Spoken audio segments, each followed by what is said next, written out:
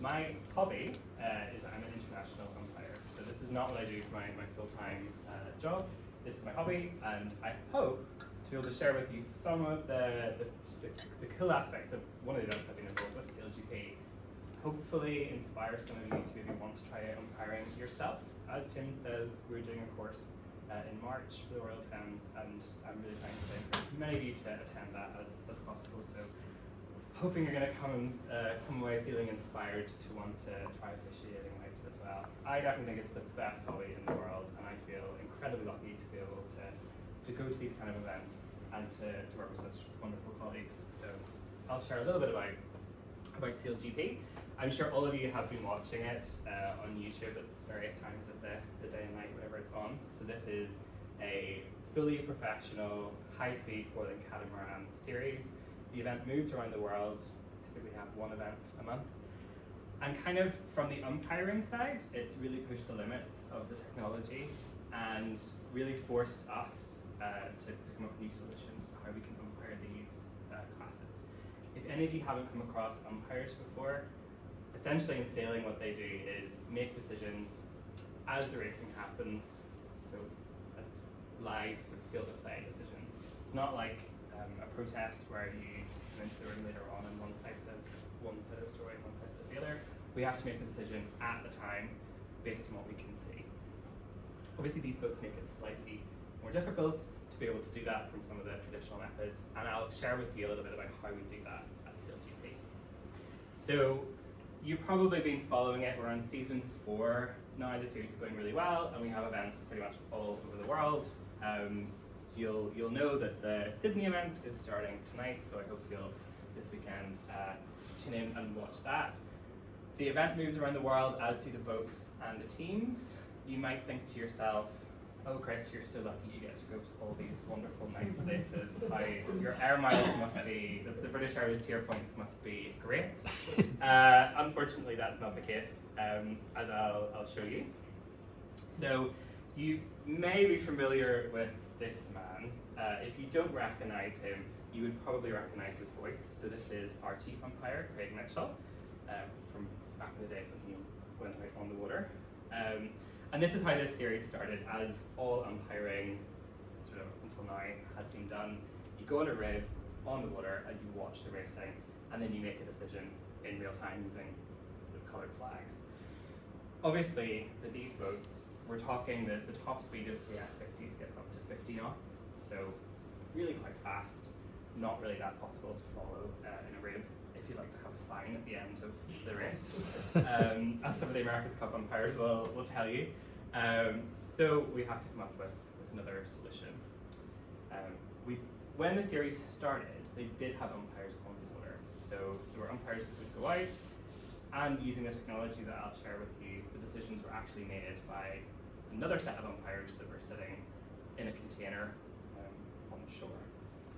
Now we've actually done away with the umpire in the water, so there's no umpire on the water at all, and all the umpiring is done together from what we call the booth, which I'll show you. So this is where I get to spend all of these events. So when the event is happening in Sydney, I am here in the door to the right, the Premier Inn in West Ealing. Yes. This is Ealing, yeah. So if you come to Ealing, you'll find a sort of nondescript door with number 22 above it. That is Timeline Television. It's a really large TV studio that actually is on this side of the building. I think Piers Morgan runs his show from there. I've never actually seen him. I think there's like lots of football and stuff that goes on there. Anyway, we're in this building. Sorry, yeah, please. Why there? It's a really good question. It's cheap. Yeah. So we are together with the commentators, all magic? of the media team, the video editing, everyone's there. I think about 3/4 of the staff are all together in Ealing, and then the other quarter are sort of physically at the event. So we sit here basically. No matter where the event is, we're always based in Ealing, no matter what time of day or night that is. So as I said, Sydney is starting this evening, so Friday afternoon Sydney time. So after this, me and McGowan's will go back to Ealing. We start tonight at 11:30, and the racing will go on until we finish at 6 a.m. So has its advantages in that I can balance it with my full-time job as a patent attorney, but has the disadvantages that I have to rely on Pro Plus a little bit more. So this is where we're based for every event in Timeline TV. How we actually do the umpiring? I can even brought yes, that worked perfect. So this is what we call the booth. This is actually from when we were in another building previously, but it's exactly the same setup. And we have a number of different sort of features that allow us to be able to make the decisions even from Ealing. We've got kind of most obvious things are we've got the helicopter footage, typically on big screens in front of us. So we've got helicopter looking down at the racing. That's the same one that you see on the YouTube, and you'll see like the zone of the marks drawn on and things like that. We just have this with pure feed. And what we call the program feed, which is the same thing that's going out onto the TV. We've also got a stern camera on each of the boats. So in the back of the boats, there's a camera that shows us what's going on the boat. And then our major tool is the ump app. So each of us has a laptop with this program installed called the ump app. And this is like a very accurate 2D tracking software. So all the boats have trackers on them. They're accurate to about 2 centimeters, which is pretty incredible when you think about the size of the F50. And this is how we make our calls. So we'll be watching this most of the time, watching the incidents happen. They look like, I'll show you the actual pictures. It looks a little like Pac-Man. You're watching the boats together. We'll make the call using the app. So when one of the boats wants to ask us for a decision, so they protest, in reality, you would see that with like a red flag from team racing. Well, here they just press a button, and the flight controller presses the button, or they have it on the steering wheel, and that pops up on our screen, and we can answer it from Ealing basically in real time. The delay is about 1 second, so we're pretty much live basically for all intents and purposes. And then we also have our comms panel, which allows us to hear the boats, so we can hear what's going on each of the boats. We can hear the sailors speaking to each other, we can hear everything from the race committee. But also typically we have, so although you would see Craig Mitchell, on his lovely as he is not in fact the only umpire. There's 8 of us in total, typically 5 of us do each event. And we would normally have 3 or 4 of us in the booth, and then 1 or 2 will be remote, usually from home. So very often Sophia and Miguel will be in Poland or Portugal respectively at home. For this event in Sydney, we've got 1 umpire that lives in Perth, which is great for him. And so using our comms panel, we can sit and talk to them as if they were sitting next to us. So it's just like a 2-area, not like a VHF or anything. And we're all sitting watching the same thing on the ump app. So we're making calls with even our remote umpires in real time. So it's pretty incredible. This is what the umpire app looks like, or our ump app. So as I said, the boats appear as these little icons. So we've got the 2 F50s here. I've set it wind up, which means the wind is coming from the top, which is kind of what we're used to when we look at diagrams of boats. Very helpfully, the software puts port boats in red and starboard boats in green, so that's quite handy. And it also shows us some data. So we've got the boat speed, their heading, true wind angle, true wind speed, and we can toggle on and off that information. These are the overlap lines, so you'll be able to tell, let's say, mark whether someone's overlapped or clear. And then the other feature you can kind of see here are called the ghost boats. So this is part of the tool that we can turn on, and what this does is shows us where the boat will be in 3 seconds if they have a constant course and speed.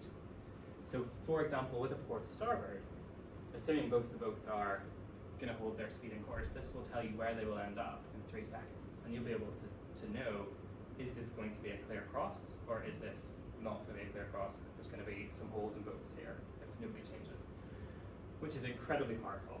It's not that we use that to necessarily, it's always making a decision for us, but this is what the umpires are watching. So we'll be watching a port starboard like this.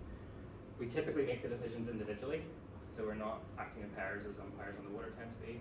Each of us focuses on a pair ourselves, and you'll just make the decision from this.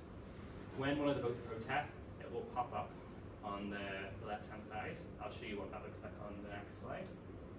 And then we've also got some features down at the bottom which allow us to essentially rewind what we've just seen.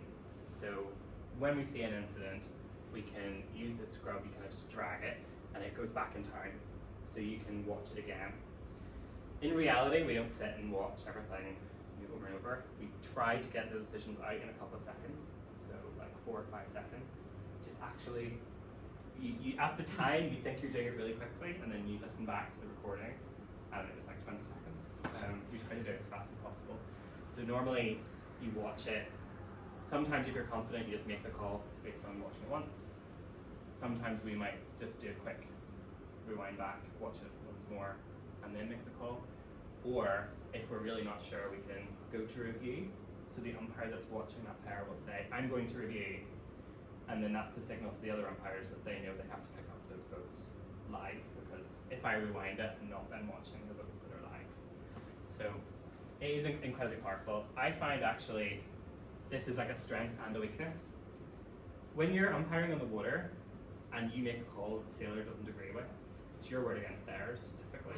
So you just say what you remember happened, and they say what they remember happened, and you go, oh well, we probably have just different facts, and then you go off. But with this, everyone has the same facts. So if you make a mistake, it's very obvious, and you can drive yourself mad. Like you can watch it, decide it was a penalty, and then after the race in the debrief, you look at it again and again and again and again. And you're like, oh, it should be green or whatever. So it's incredibly different. It takes a lot of getting used to. And then the other features to show you are, these are called the framing selector buttons. So you can pick one of the boats to frame, and the software will just follow that boat. So you can say, I'm going to frame Australia, and it will just follow Australia, and you won't have to keep moving the screen. Right. Because the umpires, do the competitors get to see this? Yes. In retrospect? Yes. So we save our file, so it's recording the whole race. We save the file, and the teams have access to all the files. And they have a spreadsheet that I'll show you in a second as well. And do the coaches see it real time, or Yes. Yeah. coaches see it real time? Yeah. So they have what's called the ump app viewer. So they can't log in and make decisions, but they can see the same stuff we see. Have they got your phone number? They have Craig's phone number. It's even better. Ask Ben, he's got it on Craig, speaker. You know Russell Kitts is the CEO, right? Yeah. There are times when, and Craig is a great Apple lover, so there'll be times when at the end of the race you'll see the watch and the phone and the iPad and the computer all ring at the same time, and it says Russell Kitts on it. I'm like, I'm so glad I'm not you. So, two big things. What are the little blue squares on each boat? oh, sorry. Thank you for asking that. I completely forgot that. So these are the board lights. So they have to put the boards up and down to tack or jibe. This tells us what's happening with the board. So when the board is up, it's not lit at all. When the board is moving, it's yellow. And once the board is down and locked, it's blue. So we know whether they intend to tack or jibe, basically. So it gives us kind of a couple of seconds warning that they're going to change course. Which it can be really useful because for example here, you know that they're not, or they might be planning to jibe, but if the board wasn't down, they wouldn't be able to. So you know ahead of time what they might be thinking of doing, basically. Okay, another easier question. Is there just one tracker on each boat, or would you put them on the corners as well? I think there's one on each corner. Do you guys happen to know where the trackers are? I think it's one. I think it's maybe two at the front, like on the end of the bow of the transom. I think. Not really sure. And what was your decision on that one? We'll come to that. Chris, what are the green and purple full squares? Oh, these. We call these the breadcrumbs. So when the boats sail along, they leave these little trails behind. So it drops these little squares. There's some other boats coming up. So this will be this will be some other boat, and this will be the breadcrumb trail from these two boats. So that's it. When we get a protest, so for example here, this is like the log of previous decisions. So this shows you like Australia protested. It was against, or the umpires put a penalty on USA, and then it was cleared. The ones that are greyed out are like previous decisions. The ones that are lit up are decisions that aren't answered yet. So if France wants to protest, they press their button and it pops up on the side, France Y flag. The umpire following that vote will then hopefully have a decision. They'll click on that and they'll get a couple of options. Do you want to ignore it? Do you want to give a penalty or say no penalty? We would ignore it if they press the button like multiple times for the same incident, basically. But we'd always answer it with one of these. Does the other boat know that they're protesting? Can they see that? No, I don't think so. Okay. No. Does the other boat know that someone's pressed protest? They know when they've got a penalty, but I don't think But they anyone don't knows. They don't No. see that there was No, a I don't think penalty. so. How do you know which way? The protest. We don't. So we actually had an incident earlier today in our sort of first event meeting today, and it was about whether the middle boat was planning to protest the boat to leave it with them or to remove it with them. We just don't know. They just hit the button, and then in principle, with umpiring, as long as anybody protests, you penalise any boat that broke the rule. So it doesn't actually matter who they're protesting, but sometimes you're wondering which boat they intended to protest, but in principle it doesn't actually matter. So on that question, so if they don't know they're being protested, they can't do a voluntary. No voluntary penalties. There's no voluntary. Yeah, exactly. We'll get on to penalties in just a second. But so they protest, we answer it, and if you put a penalty on, you press penalty, it will ask you Which relative to, or which boat are you going to penalise? So this will be France is protesting, penalty, who am I going to penalise? And you'll press the button for the boat that's going to get the penalty. If you would press France here, it will ask you which boat are you putting the penalty on relative to. And that is because, I can show you this, yeah. So this is what it kind of looks like in real life.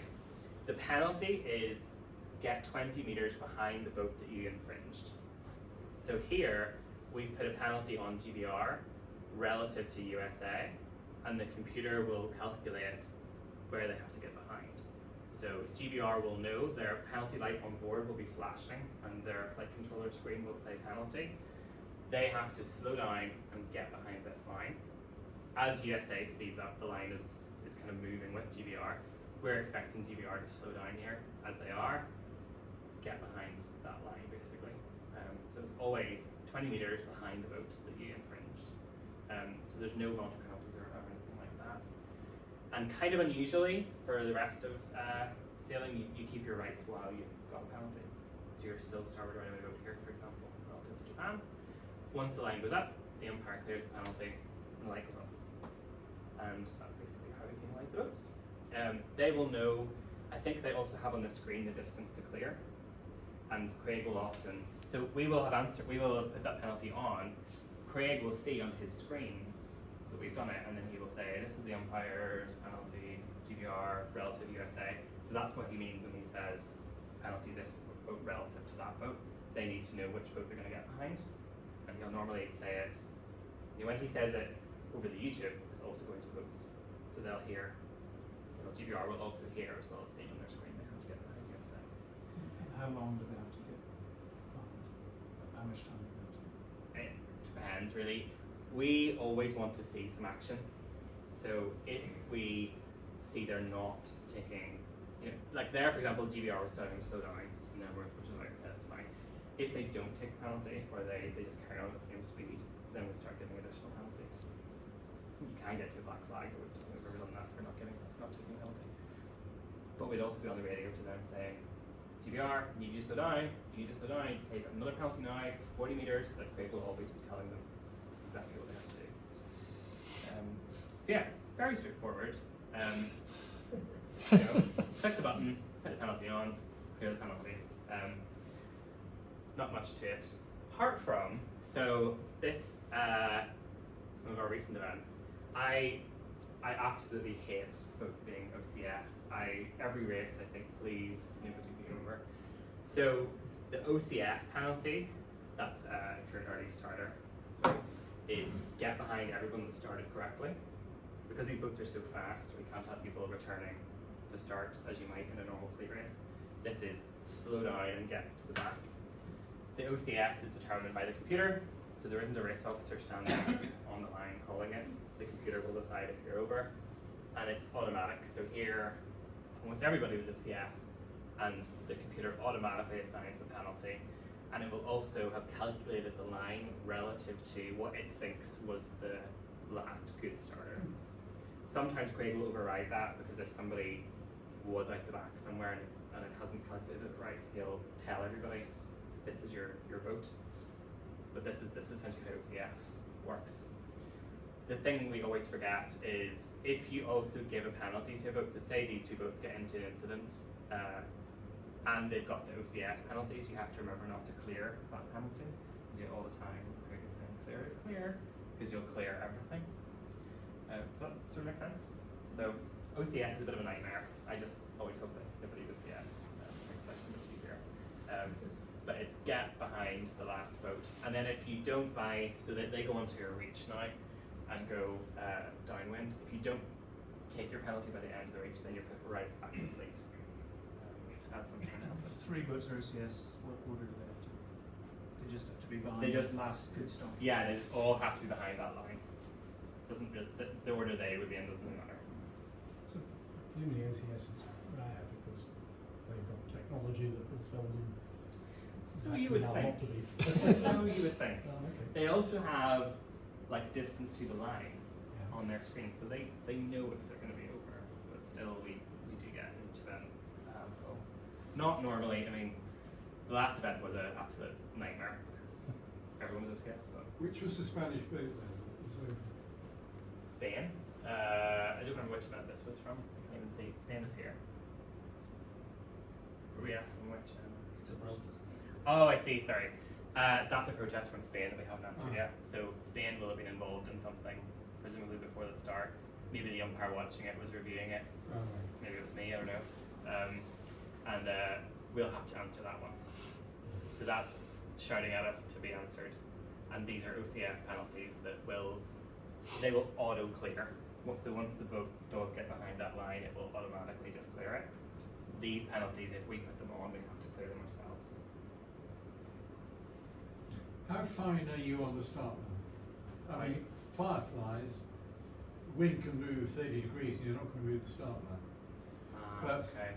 how do you control that? Or These how do the they use start bit? these are robotic marks. So the race officer is Oh, kind I of, she's normally up here somewhere on a route, but she's not kind of on the line, and she'll be using her iPad to try and keep the start line kind of vaguely square. But they are all robotic marks. So they're constantly moving. We also do have you can't see it at all, but there's a button there that we press it and it shows us where, they're called the mark targets, where the race officer intends the mark to be, and then you can see kind of where it is versus where it's supposed to be. So you can see if the race officer is moving the mark, which can be sometimes And hard. the boats know where the marks are. Yes. Exactly. Exactly. You have to go and ping them. Yeah, exactly. This is the course. Can I just ask Oh. one other thing? So I noticed the boats were well separated there, which makes Yeah. perfectly good sense. But is there a class rule that defines how close you can go to another boat? No, it's that is the thing we discuss probably more than anything with the teams. And it is just a question of how close they feel comfortable getting. So we will, in each of our debriefs, so we have a debrief typically at the end. Normally the next day we debrief the day before. We have like a Google Meet call with all the teams. And we will say, okay, there was this incident and on the ump app it says you got this close, you're about like a meter apart. Were you happy with that? We greened it because of that. We basically say to everybody, what do you think? Are you happy with that? And teams might say, yeah, that was fine, or no, we weren't, or whatever. And then we'll kind of go, okay, well next time that'll be a red then. And we kind of constantly adjust to what the teams tell us they feel comfortable doing. In the light winds, we can get pretty close. We do have absolutely draconian penalties for contact and damage, so the teams are very much aware that if they damage the boats, they're going to be in real trouble, so they try not to. But in the light winds, we can get quite close. Yeah, no, I'm thinking safety scope, you've got to closing speed of 40 knots, Yeah, and yeah, it's yeah. 1 metre, you're going to kill somebody supervising. Yeah.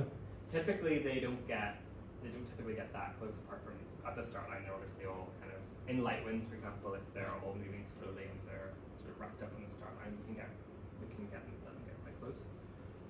Hopefully out in the course they're not getting as close as that. But yeah, it depends basically on the conditions and what the sailors tell us is acceptable. I'm sure you've seen the course. Helpfully, this is the wrong way around, but we usually start onto a reach and then downwind to a gate, upwind and then down, and then the finish, where the finish is depends on where the spectators are generally, so they will either sometimes do a reach to the finish or it might be a downwind finish. And normally, I mean from the race management point of view, the nightmare is that outside the boundary will be just covered in spectator boats and VIP boats, so there isn't really any space to move the course. The boundary is also a penalty if you go outside it, so we really kind of enforce the boats to stay close by doing that, and that penalty is not automatic, but it will come up on our screen and we will give them a penalty, and that penalty is relative to a boat that we choose, so you'll see it, you put a penalty on and it'll be up to us to decide how much they need to lose and we'll pay the penalty. So don't go outside the boundaries. That's the message. I've already mentioned the comms panel. This is, you can see it in more detail. So we've got Neil Sticker to remember who he is. And we've also got for each of the boats our mix. So you can click on that and you'll hear in your headset what the boats are saying, what they're saying on board. And it's incredibly useful. I mean, you can imagine we've got like a port starboard coming up between two boats, and I can sit and listen to what the skipper's saying, what the flight controller's saying. Do they think they're going to cross? What are they thinking of doing? Are they going to attack? We know in advance because we can hear it, and they know we can hear them as well. So they'll sometimes kind of feed us information. Yeah, exactly. You know, we're like, oh, umpire, like that was outrageous. Come on, so you can hear. And then we have Umpire Private is our channel that we talk to each other on. So we'll all be, even the ones in the room, have their headset on and are on this channel. So we're all talking. So like Remy tonight, who's in Perth, I'll be talking to him as if he's next to me. So it's great that way, and there's really no delay. And then we've got the race management and stuff. So this is like a complete game changer, I think. We can actually hear what all the boats are planning to do. Very, very useful as well, because this does get recorded, and we've had hearings where, you know, a boat will say, yeah, I saw him the whole time, I knew he was there, whatever, and then you go back and listen to what they actually said at the time, and it was like, my God, where did he come from, or something like, right, interesting, interesting. So they don't really have anywhere to hide with this. At the end of each day, we fill in the incident register. So this is it is literally a Google spreadsheet that is shared with the teams. We will note every incident that we made or had happen that day, who it was between, what rule applied, which of us made the call, and then what the outcome was. And then we'll also make a note, you know, if we think on review we got the decision wrong. So we will obviously answer it live. Then we have our debrief after racing, and we'll go through every single incident again. And typically we'll watch the ump app, and then we'll watch the onboard cameras, and we'll watch everything, and we'll decide, are we happy with that? And so there's the odd one here, like, so I got one wrong. You know, I didn't get a penalty for this particular incident, and then actually when we reviewed it, I think, nah, we should have been penalty USA, for example. And then we have. Do you change the result then, or do you just say, No. do not know? So It's done. it just stays as it is, That's fortunately. But we communicate that to the team so they know that on review, we would have called that differently, and next time we'll hopefully do it differently. And we've also got links to the onboard footage, so we make clips of all the onboards, and then we have a link in the spreadsheet so they can go and look at the onboard cameras as well. And as I say, the teams have access to this, so they can go back and see what we called and why. And they also have the ump clips, so they can see. So I'm going to show you now, I think we're getting towards the end, an example of one of the incidents that we might have to call, and I want to see whether you agree with us, see what you think. So what I'm going to do is show you, it's a port starboard incident.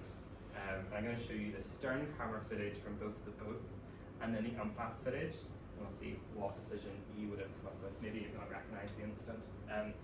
We're currently on board Australia. This is Thames Yacht over here. And we've got, you can kind of just see GBR. So Australia is on starboard, and we've got GBR is on port over here. The finish line is kind of down here somewhere. This is downwind, isn't it? Yeah, it's downwind. So the wind is kind of coming from here, and the finish line is over there. We're about 10-15 seconds away from the finish at this point. So I'll just show you. I don't know if there's any sound. It doesn't really matter.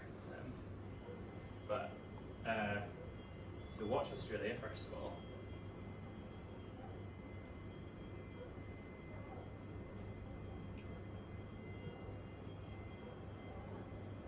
And then press the button, and there's a protest. I'll now show you the view from on board DVR. So Australia is obviously over here now.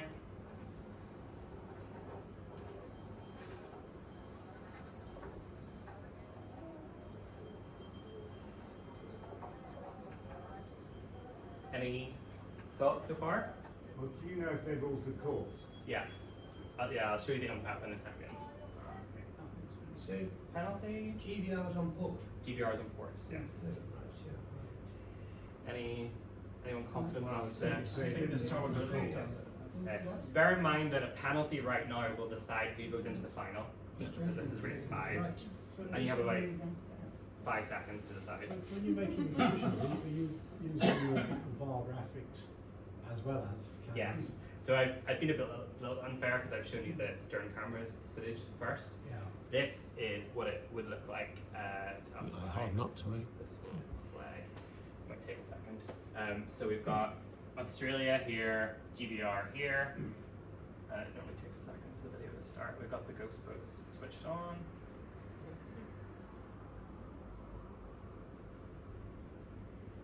Yeah, it seems to be going on. Okay. Yeah, here we go. Protest from Australia. We're gonna try and stop.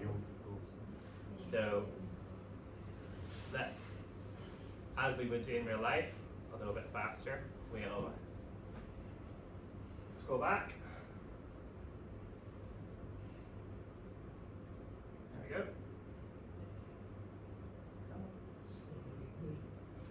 So I'm like,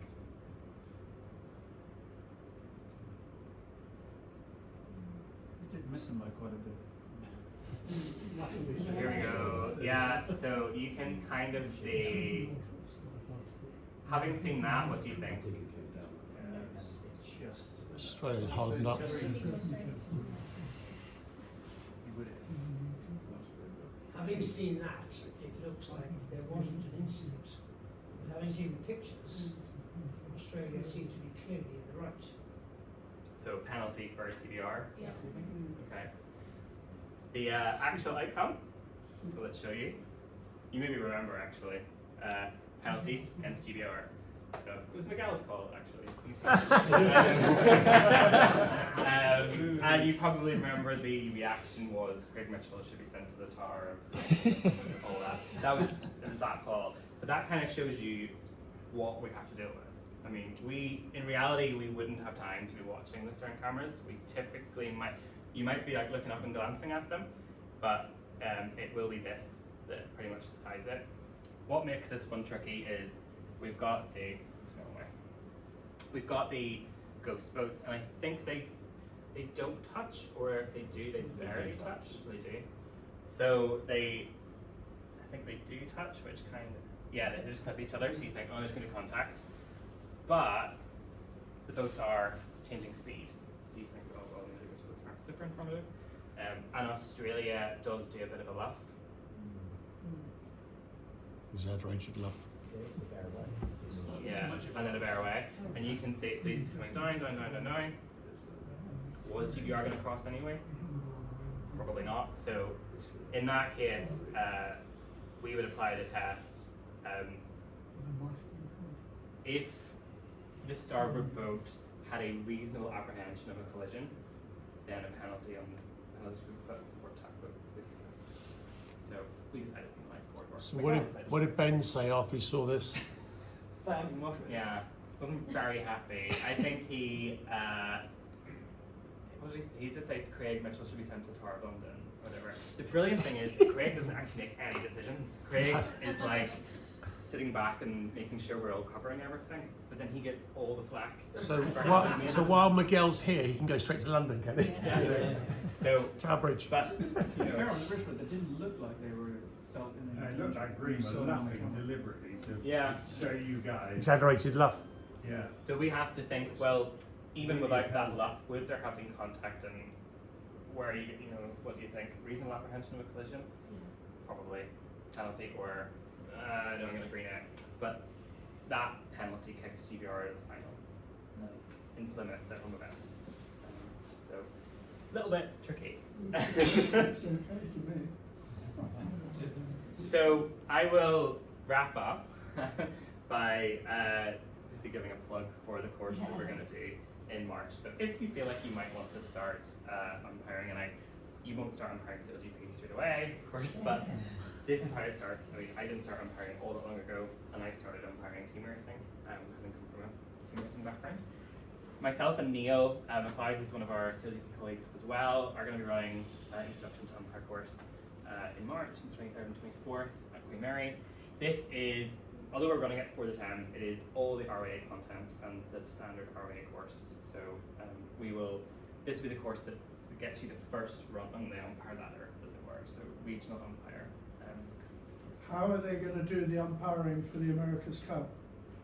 Well, both of my colleagues are going to be on the umpire team for the America's Cup, so I'll turn to them in a second maybe to answer that. But I'll finish by saying this is a very introductory course. We will not assume any knowledge of umpiring, so please don't feel that you need to know the rules inside out to sign up for this.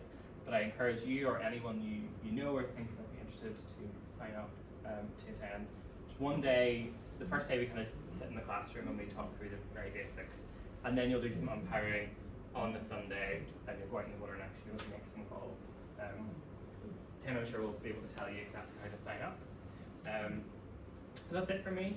Thank you very much for your attention. I will hang around if we've got any more questions. I'm sure Sophia and Miguel would love to talk about the America's Cup as well. But yes, anything you want to ask now, please fire away. What positioning system do you have that is so accurate that you can make those decisions? Very expensive one. I don't know much about the technology other than they spent a lot of money on it. So I don't know what.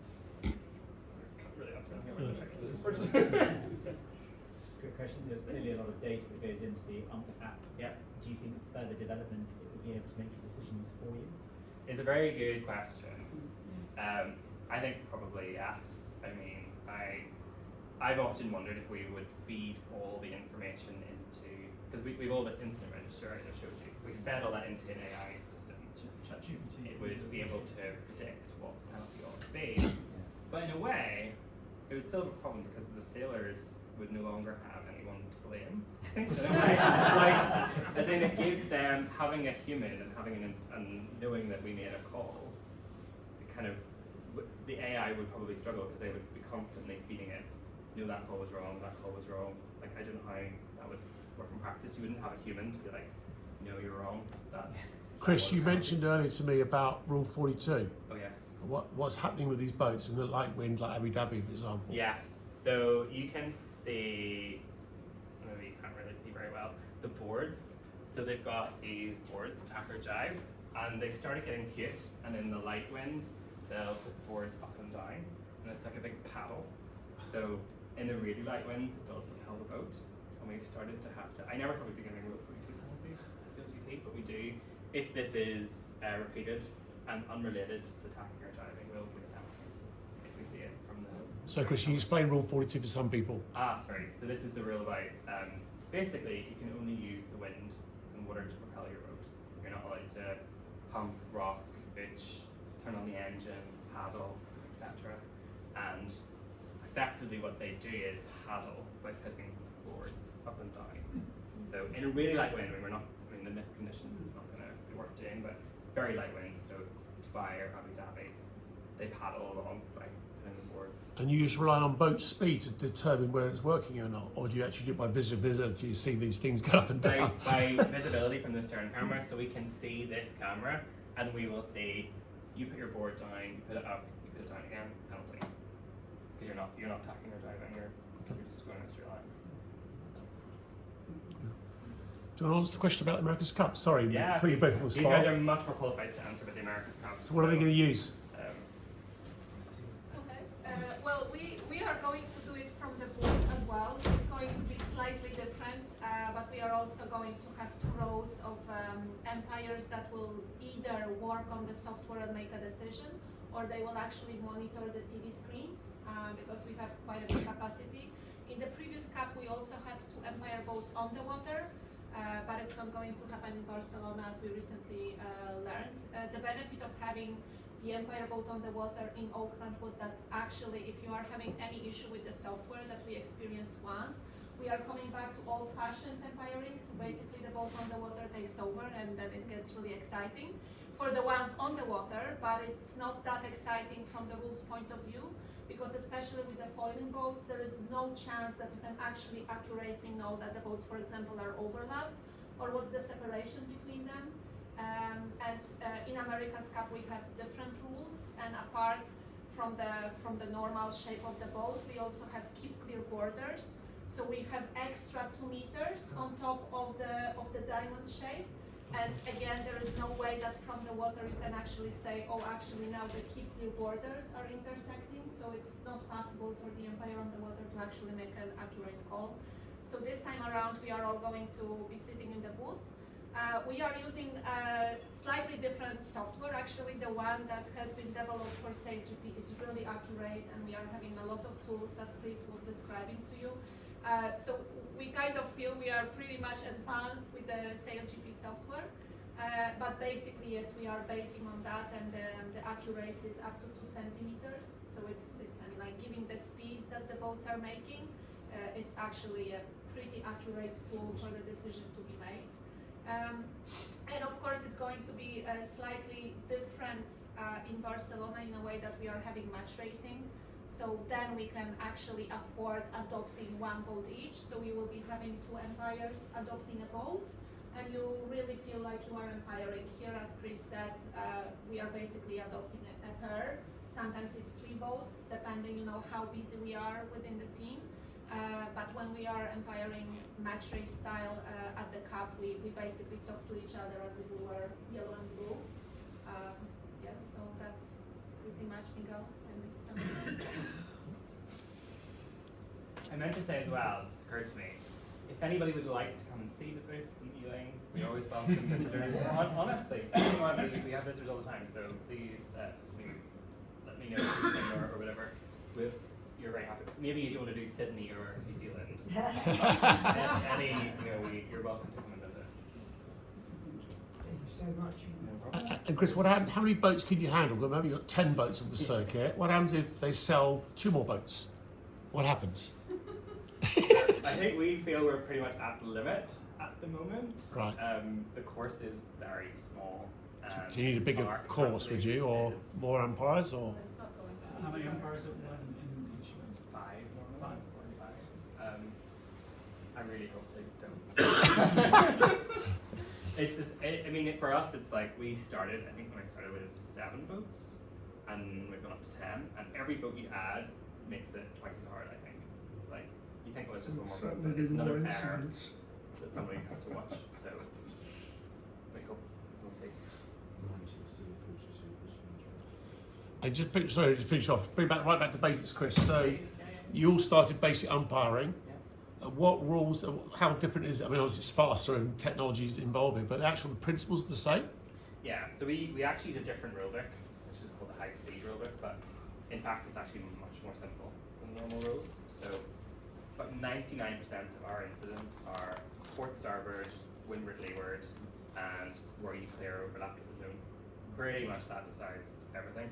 We don't have rule 17, the one about if you get an overlap, you're restricted to the proper course. You don't have that. You don't have to keep clear while you're tacking. that rule's gone as well. So really simple rules actually, as they need to be because these boats are moving really fast, so they need to know what their rights are. In terms of rules, it's actually very straightforward. What happens if you hit the mark? They get a penalty now if they hit the mark. But who didn't have to drop behind? It would just be a penalty relative to another boat that we would choose, I believe. Is that right? Did they hit the mark? I'm not sure. Yeah, it's not good. Oh, they can't hit the mark, yeah, sorry. So if you don't have to keep clearing and attacking, who else can clear? So if the right of way never changes, so if you were just say leeward boat and you're right of way, then you just can go through attack, you're right of way the whole time. So this boat will have to keep there the entire time. There's no transition. So it sounds kind of crazy, and then you see it, and it actually is so much more simple. So the boat is never tacking, it's either on port or it's on stealth. Yeah. So in the normal rails, you would go like leeward, tacking, so you'd be give way, and then you'd get your right of way back when you got into starboard. In the CLGP rails, you're just right away the whole time. You could say the other boat doesn't tack. Then they're going to get the penalty. They'll have to keep clear. They have to keep clear the entire time. So actually, it makes life so much simpler. Yeah. I'm sure the boats are really on point with this, but can you opine on a rule break if there's no protest? Other than an OCS or hitting a mark, but if it's involving only two boats, not the chorus. Yeah. No. You steer clear. I mean, there's some exceptions like Rule 42 and things, Right. but incidents between boats, we don't get involved unless somebody protests. Okay. Any more questions? Good. Well, Chris, thank you very much. Thanks a lot. Thank you. Yeah, thank you. I'll watch it with a different view this weekend. Yes. I don't know who to raid with the three of them. Then Craig. Just those who are staying for the J70 Q&A sessions, staying in here, Jack, are we? Or Shrimpy, where you want to go? Well, you guys want to stay in the bar, don't you? So Well, you decide where you want to be. There's a J70 charter Q&A session. stay in here, shall we? Stay there, okay? We'll We'll, let everybody else okay. out of the bar instead. The next SailSpeak talk is on the 20th of March, which I'm doing about race management and how we use race management to run the racing. Introduce you to that. And then obviously you mentioned the course as well. So we're very keen to get people to sign up for the course. To run the racing that Royal Thames wants to run, whether it be team racing, match racing, free racing, we need more volunteers, we need more support. So we're really keen. And I can guarantee that if you learn about how to umpire, it will improve your racing as well. Absolutely guaranteed. And the same on race management side, it really improves that understanding and how to get away with it, I think. Sorry. Yeah. Well, one final question for me, Chris. Do you think any of this technology will be used at the Olympics? No. So Okay. the Olympics is incredibly primitive in comparison to CLGP. So I did, my job was the digital technical official in Tokyo. And there, what we were doing was watching the helicopter footage and making a clip of any incident we saw so that when the jury, because we weren't using underwater umpires for most of the races, so that the jury could see the video, have it there and make the decision. So it still was a panel of 5 people making a decision. We were just giving them a video clip if we saw it. So very, very primitive in comparison to this. This year it'll be the same standard. So no change. Yeah. Okay. Good. It's much harder with smaller boats. Thank you and enjoy tonight. Thank The you. weekend. Yes. Night shift.